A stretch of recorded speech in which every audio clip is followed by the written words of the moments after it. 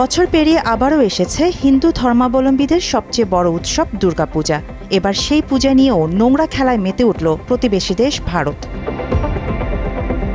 হাজারো ছাত্র জনতাকে গণহত্যাকারী খুনি হাসিনাকে আশ্রয় দেয়া দেশটি এবারের পূজা উৎসবে বাংলাদেশের প্রধান উপদেষ্টা ডক্টর ইউনূসের মুখ ব্যবহার করে বানিয়েছে অসুরের মূর্তি। শুধু তাই নয়, পাকিস্তানের প্রধানমন্ত্রী শেহবাজ শরীফ ও যুক্তরাষ্ট্রের প্রেসিডেন্ট ডোনাল্ড ট্রাম্পও রয়েছে এই তালিকায়।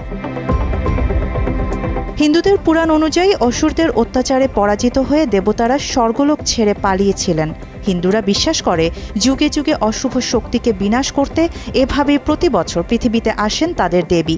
তবে কি ইউনূস শেহবাজদের নেতৃত্ব ও দুই দেশের পারস্পরিক সম্পর্ক দেখে ভয় পাচ্ছে ভারত?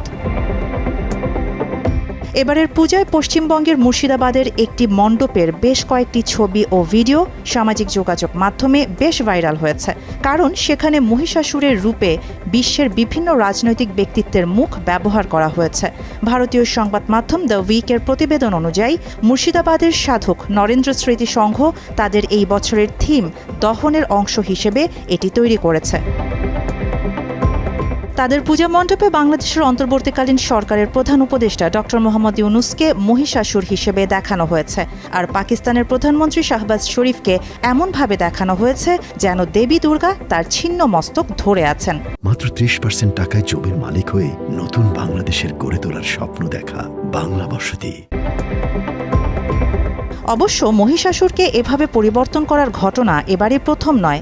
কিছুদিন আগে কলকাতার খাগড়া শ্মশানঘাট দুর্গাপূজা কমিটি মহিষাসুরের বদলে মার্কিন প্রেসিডেন্ট ডোনাল্ড ট্রাম্পের মুখের একটি প্রতিমা তৈরি করেছিল। কমিটির ভাষ্য মতে, রাশিয়া থেকে জ্বালানি কেনার জন্য ভারতের উপর ওয়াশিংটনের 50% শুল্ক আরোপ এবং H-1B ভিসার ফি $1 লাখ পর্যন্ত বাড়িয়ে ট্রাম্প ভারতের সঙ্গে বিশ্বাসঘাতকতা করেছেন, তাই তাকে এই রূপে তুলে ধরা হয়েছে। ভারতীয়দের দ্বারা বাংলাদেশের প্রধান উপদেষ্টাকে হেয় করার এই ঘটনায় ক্ষুব্ধ হয়েছে দেশের সাধারণ মানুষও। তাদের দাবি, ভারত যুগের পর যুগ ধরে এদেশে নিজেদের আধিপত্য বিস্তার করে আসছে। তবে শেখ হাসিনা ক্ষমতাচ্যুত হওয়ার পর দিল্লি থেকে বাংলাদেশের নিয়ন্ত্রণ প্রতিষ্ঠা আর সম্ভব হয়নি।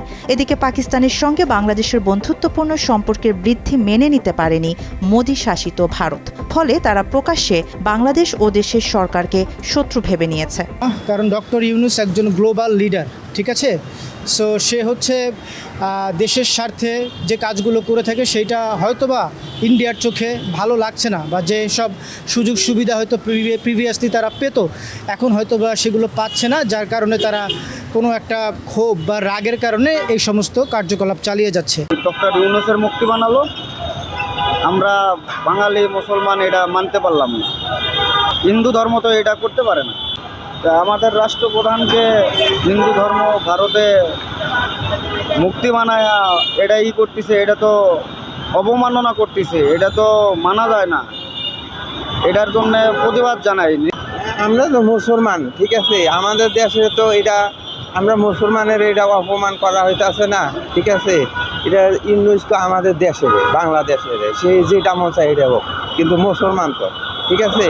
তো এটি তো হিন্দুরা যেগুলি করতেছে এটি তো আসলে ঠিক না, করা উচিত হয়নি যেটা আর কি। কারণ ভারতের এরকম আসলে আপনার ডাক্তার ইউনূসের বিরুদ্ধে এটা আসলে একটা, আমি মনে করি এটা একটা ষড়যন্ত্র, ঠিক আছে?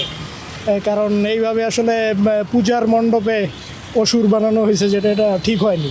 ডাক্তার ইউনূসের যে মুক্তি বানাইলো, এর ভিত্তিতে তারা কি চায়? তারা কি কোনো যুদ্ধ চায় মুসলমানদের সাথে হিন্দুরা? তাহলে আমরা ইসলাম ধর্ম হিসেবে করছি, আমরা সবসময় রেডি।